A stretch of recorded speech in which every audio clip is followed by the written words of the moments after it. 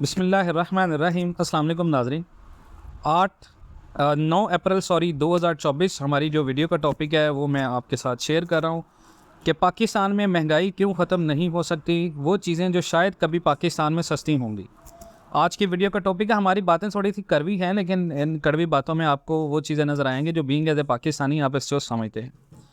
आज जिन हालात से पाकिस्तान गुजरा है, अमेरिका इन हालात से 1980 में गुजरा था और उस वक्त अमेरिकी बैंकों ने भी शरह सूद 22% कर दी थी और पाकिस्तान में भी शरह सूद को बढ़ाया जाए, क्योंकि पहले यहाँ कौन से बिज़नेस जो है वो बिज़नेस लॉनिंग हो रही है जो रुक जाएगी। शरह सूद बढ़ेगी तो लोग अपनी सेविंग निकालेंगे और पाकिस्तान के अंदर क्योंकि शरह सूद इस वक्त बढ़ा दी गई है तो लोग अपनी सेविंग्स निकाल रहे हैं, जो कि हमारे जीडीपी का 32% है। लोग सोने को कैश में बदलेंगे क्योंकि लोग अभी सारा सिर्फ गोल्ड में इन्वेस्टमेंट कर रहे हैं और ये पैसा मार्केट में आएगा तो मार्केट में गैर यकीनी हालात खत्म होंगे। इस वक्त जो सबसे ज़्यादा चीज़ खतरनाक पाकिस्तान में हो रही है, हम बेसिकली सिर्फ कमोडिटीज़ के अंदर पैसा लगा कर बैठे हुए। हमने सिर्फ पैसे को गोल्ड में कन्वर्ट कर दिया है, पैसे को करेंसीज में इन्वेस्ट कर दिया है। ये नहीं कह रहे कि इन्वेस्टमेंट ना करें, इन्वेस्टमेंट करें, इन्फ्लेशन के दिनों में इन्वेस्टमेंट रखें अपनी, लेकिन उस मार्केट को या उस पैसे के बहाव को एक आप अपनी इस्तेमाल में लेकर ऐसे आएँ कि पाकिस्तान के अंदर जो बढ़ती महंगाई है वो भी काबू में आए। जैसे महंगाई की एक बड़ी वजह पाकिस्तान में पैसे के बहाव की कमी है। लोग गैर यकीनी हालात की वजह से पैसे को रोक के बैठे हुए हैं, क्योंकि लोगों को पता है पाकिस्तान की पॉलिटिकल इंस्टेबिलिटी बहुत ज़्यादा हद तक बढ़ चुकी है। आज पीटीआई चेयरमैन अंदर है, कब वो बाहर आते हैं और नवाज शरीफ और शहबाज शरीफ को फिर कुछ कहते हैं, फिर तीनों बड़ी पार्टीज़ के दरमियान में तसादम होता है, तो डेफिनेटली लोग गैर यकीनी हालात की वजह से पैसे को रोक कर बैठे हुए हैं। लोगों को अगला लाएमल नहीं पता कि कौन मुल्क चला रहा है, कैसे मुल्क चल रहा है। स्टेट बैंक IMF की पाबंदी की वजह से नोट छाप कर मार्केट में नहीं फेंक सकता और लोग ना नई गाड़ी खरीद रहे हैं ना ही प्लॉट खरीद रहे हैं। यही वजह है कि मार्केट में पैसे की गर्दिश रुक गई है। अब यहाँ पर हैरान की बात आप ये सुने कि आप में से बहुत सारे लोग चीज़ें खरीदते हैं, हम सोच रहे हैं कि यार गाड़ी सस्ती हो जाएगी, डॉलर में इन्वेस्टमेंट कर दे, डॉलर महंगा हो जाएगा, गोल्ड महंगा हो जाएगा, स्टील महंगा हो जाएगा, या इसके अलावा बहुत सारी ऐसी इन्वेस्टमेंट्स हैं पाकिस्तान के अंदर जिसके बारे में हमारे लोग सोचते हैं जी रियल एस्टेट के अंदर पैसा लगा दें, बेस्ट बिजनेस आइडिया कोई बता दें, प्रेडिक्शंस कर दें गोल्ड के बारे में, डॉलर रेट के बारे में प्रेडिक्शन कर दें, आज रेट क्या है, कल रेट क्या होगा, टिल दिसंबर तक क्या होगा, डॉलर प्राइस क्या होगी, पाकिस्तान में करेंसी कौन सी खरीदनी बेहतर है, रुपी टू USD अगर हम करें तो इकोनॉमी के अंदर पेशरफ्त क्या है। तो ये बात आप याद रखिएगा, ये बड़ी वो चीज़ें हैं जो आप अगर रिसर्च को देखेंगे तो आपको ये चीज़ें नज़र आएंगी इस वीडियो में। देखें, जब भी पाकिस्तान के अंदर आप देखें तो 17 से 20% GST की मदद में जो लोगों से टैक्स वसूल किया जा रहा है, इसका कितने फीसद कौमी खजाने में पहुँचता है। तो उनका जवाब खासन आप हैरान होकर सुनेंगे कि सिर्फ 4% कौमी खजाने में जाता है और सिर्फ इसी मद में चोरी होने वाले टैक्स का एस्टीमेट तकरीबन 1000 अरब रुपया, जो हमारे पूरे रेवेन्यू का 22% बनता है।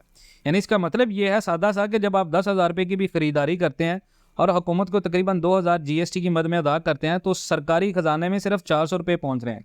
बाकी पाकिस्तान के अंदर जितने भी शॉपमैन और होलसेल ये सारे हड़प करके जा रहे हैं।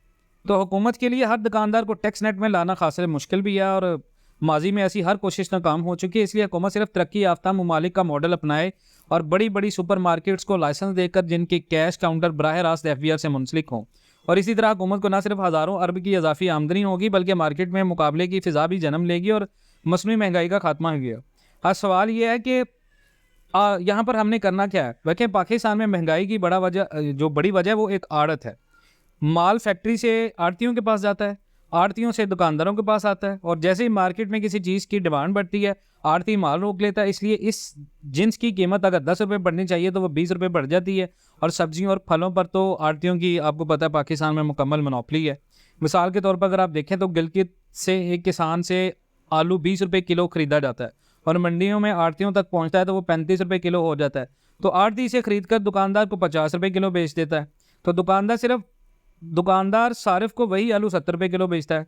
अब जिस किसान ने आलू पर मेहनत की और उगाया उसे कुछ नहीं मिलता, लेकिन दरमियान का 50% का मुनाफा सप्लायर, आड़ती और दुकानदार खा जाते हैं।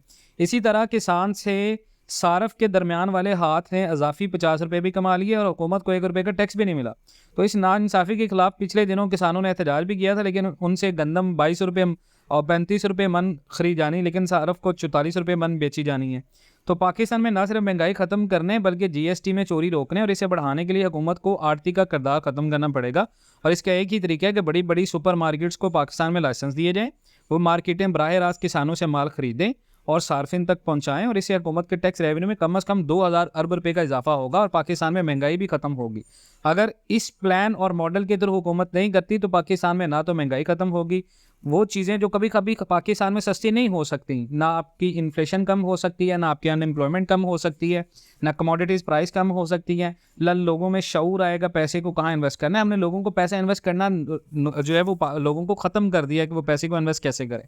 क्यों? ये मौके और साजगार माहौल पैदा करती है हुकूमत, और हुकूमत को ये सारी किरदार अदा करना पड़ेंगे। पार्लियामेंटेरियंस में जितने भी लोग बैठे हैं वो सारे अवामी नुमाइंदे नहीं हैं, वो बेसिकली अपने नुमाइंदे हैं और वही माफियाज का हिस्सा है। ना सिर्फ ये पार्लियामेंट की बात करें हम लोग, ओवरऑल पार्लियामेंट की बात करें, अब तक पाकिस्तान के अंदर ब्यूरोक्रेट्स जितने भी पार्लियामेंटेरियंस हैं, तो ये चीज़ें हमें करनी पड़ेंगी अगर हमें पाकिस्तान के अंदर चेंज लेके आना है, और इसी वजह से चीज़ें सस्ती होंगी। अगर इन मॉडल्स के ऊपर कमर नहीं होता तो याद रखें कि आपके लिए बेस्ट इन्वेस्टमेंट जो हम आपको बताते आ रहे हैं यही बेस्ट इन्वेस्टमेंट है। मजीद इस तरह की अपडेट्स के लिए जुड़े रहें पाकिस्तान एंड वर्ल्ड टीवी के साथ। इंशाल्लाह मिलते हैं नेक्स्ट वीडियोज़ में, तब तक के लिए अल्लाह हाफ़िज़।